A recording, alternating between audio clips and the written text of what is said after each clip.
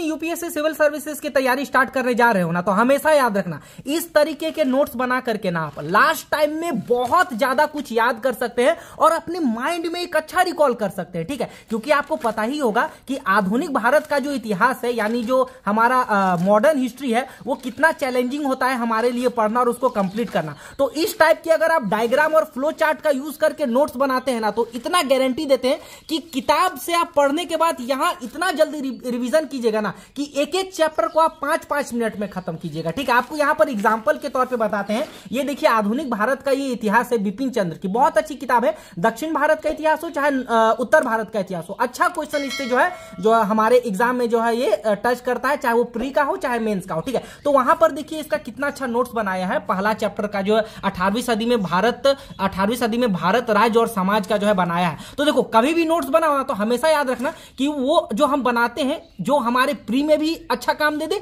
और मेंस में भी अच्छा काम दे दे। यहां जैसे देखो, मुगल साम्राज्य के पतन का कारण यहां पर बताया गया कि 18वीं सदी का मुगल साम्राज्य का पतन साम्राज्य के कारण क्या था। तो यहां पर देखो, सामंत, सूबेदार, गवर्नर को जो एक ये में लिख दिया और अपना स्वतंत्र राज्य जो है इन्होंने अपना घोषित कर दिया था। इस समय यूरोपीय कंपनी का आगमन हो गया था। 18वीं सदी में भारत की स्थिति क्या थी, तो यहां पर देखो कितना अच्छा रिकॉल करके क्या है, मुगलों का पतन, स्वतंत्र राज आना और यूरोपीय कंपनी का आगमन। तो कितना अच्छा टॉपिक में लिखा है, ये मेंस में भी लिख सकते हैं, काम देगा। जैसे आधुनिक भारत का इतिहास 1707 जब औरंगजेब की मृत्यु होती है, 1947 तक चला। ठीक है, तो कितना अच्छा आप रिकॉल करके कर सकते। जैसे औरंगजेब की मृत्यु के पश्चात उसके 3 पुत्र मुअज्जम, मोहम्मद आजम और मोहम्मद कामबख्श के बीच जो है सत्ता का संघर्ष हुआ था। उसमें कौन था, तो मुअज्जम था। मुअज्जम वही था, बहादुर शाह के नाम से जाना गया। ठीक है, जो बहुत ही जो एज में ये जो है सत्ता पर आया था। तो कितना अच्छा यहां पर लिख सकते हैं। जैसे ये काबुल का सूबेदार था, मोहम्मद आजम गुजरात का था, कामबख्श। तो हो सकता है प्रीलिम्स में ये जोड़ करके आपको पूछ दे और कंफ्यूजन कर दे, क्योंकि देखो यूपीएससी ने कभी ये नहीं कहा है कि आप ये किताब पढ़ो, आप एनसीईआरटी पढ़ो, आप एम लक्ष्मीकांत पढ़ो।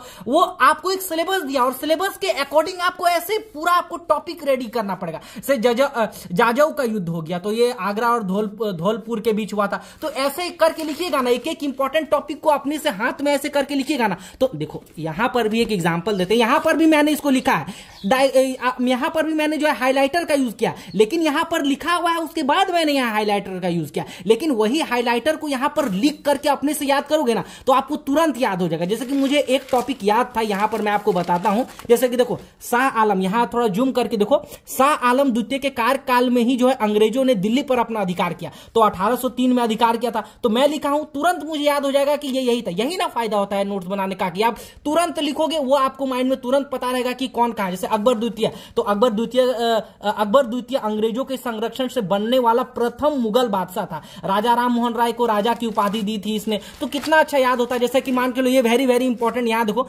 मोहम्मद शाह के काल में जो है स्वतंत्र राज्य। क्योंकि देखो, अगर आप आधुनिक इतिहास को पढ़ रहे हो ना, तो आपको मुगल साम्राज्य के पतन को पढ़ना ही पड़ेगा अच्छा से, तभी आप जो है आगे इसको अच्छे से पढ़ पाओगे। जैसे बंगाल का कौन था, इसे स्वतंत्र राज्य जो इंपॉर्टेंट था, बंगाल, अवध, हैदराबाद।